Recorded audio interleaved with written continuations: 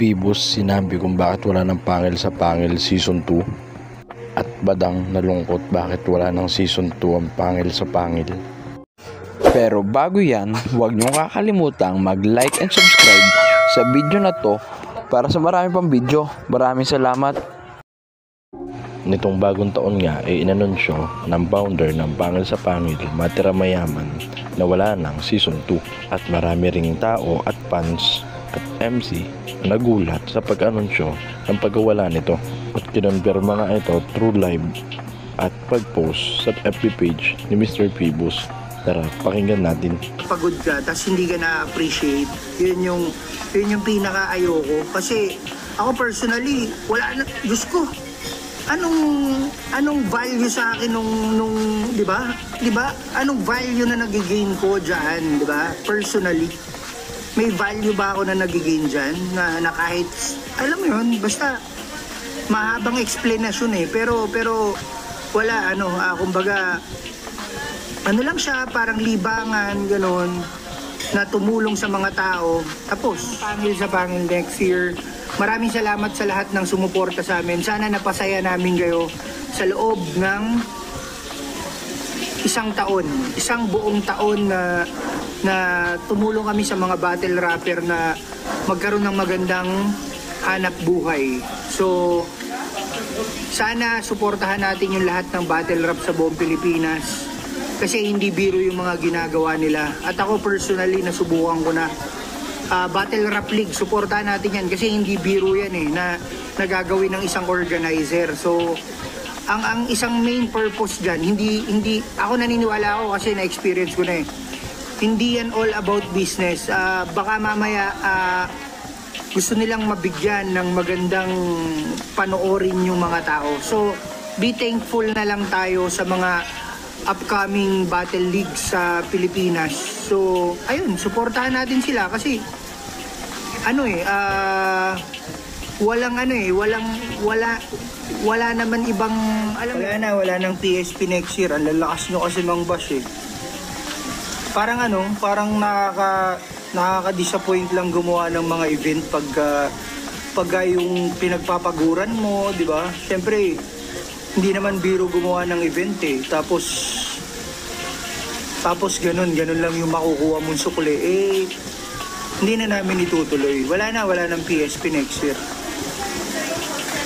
Kasi hindi ko naman, basta tulong lang talaga sa mga MCs yung ginagawa namin Tapos ang nagigain namin is parang ang kapalit ng pagtulong namin, hindi kami binibigyan ng alam mo yun, ng papuri, ganyan. Kaya hirap. Isipin mo, sa tutuusin lang, tumaas din yung mga talent fee ng MCs simula nang ginawa yung Pangil sa Pangil. Real talk lang yan Tumaas talaga yung standard ng talent fee ng MC. So, isa yun sa mapagmamalaki namin na nagawa namin. Sa mga nagtatanong, wala nang PSP. Hindi na namin i-delete yun sa YouTube. Kumbaga, para sa inyo na lang yun na may mapanood pa rin kayo. Ayun, alam ko naman, mamimiss nyo rin yung Pangil sa Pangil kasi syempre, wala na kayong i-hate, di ba? So wala na kayong i-hate, wala nang anghang ngayon yung buhay nyo ngayon, di ba? Kasi sino pang i-hate nyo, wala na, di ba? Number 1 naman talaga ang flip top, wala naman kami sinabing number 1 kami, di ba? Kasi kung walang flip top, wala naman Pangil sa Pangil talaga na mapapanood. So walang number 1 talaga ang flip top. No doubt na flip top ang number 1 battle league sa buong mundo. So hindi naman namin inangkin yun kahit na kailan. Ang amin lang tumulong sa mga battle rapper sa Pilipinas. Wala ng PSP talaga. Out na. So mamimiss nyo rin yung PSP kasi yung Pangil sa Pangil kasi siyempre wala na kayong i-hate, di ba? Yan naman yung nakakapagpaanghang ng scene yung may i-hate ka, di ba? Pag wala ka nang i-hate, boring na yan. Alam nyo ba yun? Boring na pag wala ka nang i-hate. Wala na. Nagsawa na kami. Alam nyo.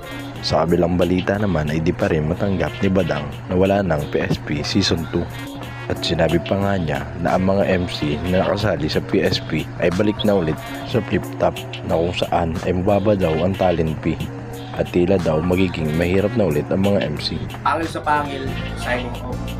In-message ko siya at tinanong ko. Ito yung mga sagot niya. At after namin mag-usap sa cellphone, chat, tumawag siya. Ngayon, tawa siya ng tawa, sabi na kahit wala naman yan masarap ang buhay ko. Ngayon, maghanap ng mga nag-i-hate. Kaya ngayon, itong masasabi ko dun sa mga battle MC, no, na nakatulong para mapagbagsak ang pangil sa pangil. Ito yung yan sila Akata, di ba? Tira ng tira. Kupal sila ng kupal. Yan, sila J-Block. Sino pa ba? Yan, sila Zaki. Halos lahat ng MC tira ng tira. Pero di nila alam, hanap buhay nila yan. Maganda talent pin nila dyan, nakaipon sila. Ngayon, babalik na naman sila sa flip top na kahit sabihin natin sikat sila doon, maraming tutulong, maliit lang yung talent fee. Pero okay pa rin. Pero ngayon, putangin na. Masasabi ko talaga, balik na naman kayo sa pagsasaka. Kasi, talagang parang nagsawa na rin si Pibus gawa ng daming nanghihik, daming nang Kayo mga tol, ano masasabi nyo? Paki-comment below naman mga opinion nyo. At huwag nyo kakalimutan mag-subscribe at mag-hit ng notification bell para sa maraming video. Maraming salamat!